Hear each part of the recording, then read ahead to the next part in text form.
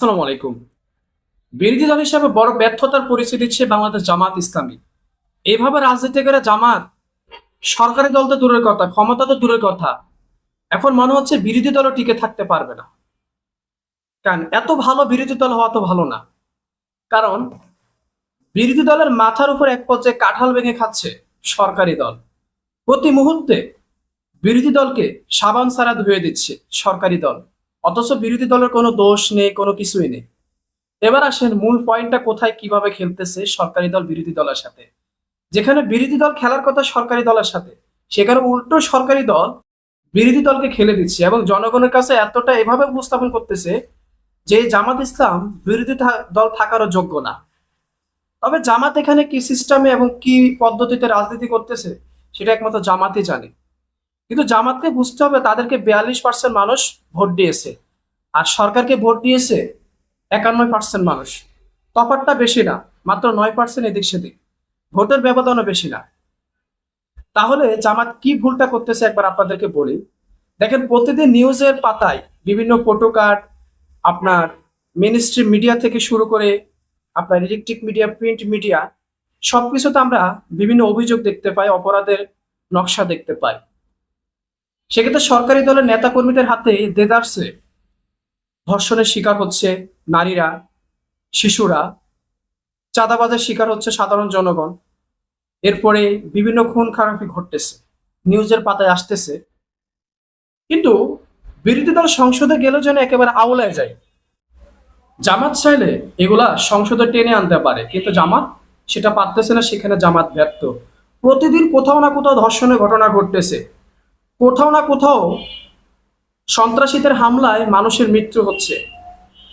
সেখানে স্বরাষ্ট্রমন্ত্রী সকল বিষয় নিয়ে কথা বললেও, জামাতকে সকল বিষয় নিয়ে কোপাকাত করলেও জামাত একাই স্বরাষ্ট্রমন্ত্রীকে আটকাতে পারতেছে না। অথচ এই সরকারের সবচেয়ে বেশি ব্যর্থতা দেখা যাচ্ছে স্বরাষ্ট্রমন্ত্রী আপনার মন্ত্রণালয়। কারণ প্রতি মুহূর্তে মানুষ খুন হচ্ছে, নিরাপত্তাহীনতা ভুগতেছে, ডাকাতি ঘটতেছে, ধর্ষণের ঘটনা ঘটতেছে, সেটা জামাত সংসদে টেনে আনতে পারতেছে না সেই বিষয়গুলা। এমনিতে বাইরে চিল্লাচ্ছে, লাভ কি? আর এদিক থেকে বিএনপি কি করে দেখে, জামাতের হালকা নুন থেকে চুন খসলেই মিডিয়া থেকে শুরু করে একেবারে রমরমাস প্রত্যেকটা জায়গায় সেটা একেবারে ফুটে তোলে। এবং কি সংসদে জামাতের এই ইস্যুটা নিয়ে দারুণ গেম খেলে দেয়। এবার একটা ছোট্ট উদাহরণ দিই, দেখেন সাম্প্রতিক কয়েকদিন আগে শিবিরের, কুমিল্লা শিবিরের কেন্দ্রীয় নেতাকে নিয়ে একটি ঘটনা ঘটেছে। সে শিবির নেতা নাকি গুম হয়েছে, পরবর্তীতে তাকে 24 ঘন্টা পরে খুঁজে পায়। মুমূর্ষু অবস্থায় তাকে অজ্ঞান করে রাস্তার পাশে তাকে ফেলে রেখে যায় দুর্বৃত্তরা। পরে সেখান থেকে তাকে উদ্ধার করে হাসপাতালে ভর্তি করানো হয়। কাকতালীয় ভাবে কই থেকে একজন নারী এসে সে শিবির নেতার নামে ধর্ষণের মামলা দিয়ে দেয়। পরবর্তীতে জানা যায় ওই নারীর সাথে নাকি শিবির নেতার প্রেমের সম্পর্ক। অথচ এটা কি সঠিক না সত্য নাকি মিথ্যা সেটা যাচাই করার সুযোগ দেয় না প্রশাসন। কি করছে প্রশাসন? ওই নারীকে তার বাসা থেকে তুলে নিয়ে এসেছে তার বাবা সহ, এবং ওই নারীর সাথে তার পরিবারের কারোর সাথে দেখা করার সুযোগ দেয়নি, এবং যে শিবির নেতা তাকেও কারোর সাথে দেখা করার সুযোগ দেয়নি। কি করছে? তাকে হাসপাতাল থেকে সরাসরি পুলিশ গ্রেপ্তার করে নিয়ে গেছে। পরবর্তীতে কোনো আসামির স্টেটমেন্ট ছাড়া, ওই শিবির নেতার স্টেটমেন্ট ছাড়া, ওই নারীর স্টেটমেন্ট ছাড়া পুলিশ একটি স্টেটমেন্ট দেয় যে ওই নারীকে ধর্ষণ করেছে, এমন একটা উপস্থাপন করে। কিন্তু সেখানে অনেক ধরনের প্রশ্নের জন্ম দেয়, রহস্যজনক কিছু তথ্য উঠে আসে।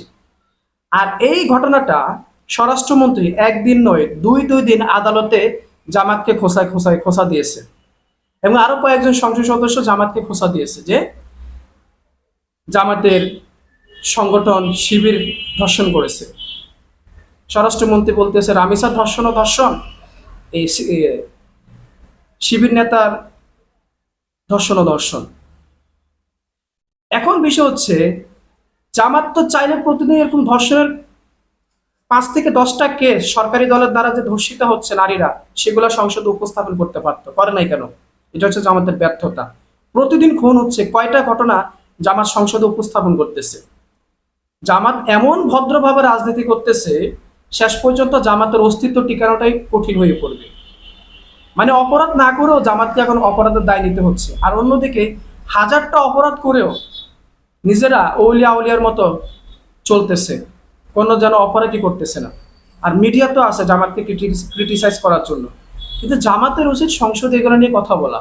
তা না হলে কিন্তু আপনার সংসদে গিয়ে অমুককে ধন্যবাদ জানাস, অমুকের অমুকের প্রতি কৃতজ্ঞতা জানাচ্ছেন, দিন শেষে আসল কথা আপনারা বলতেছেন না।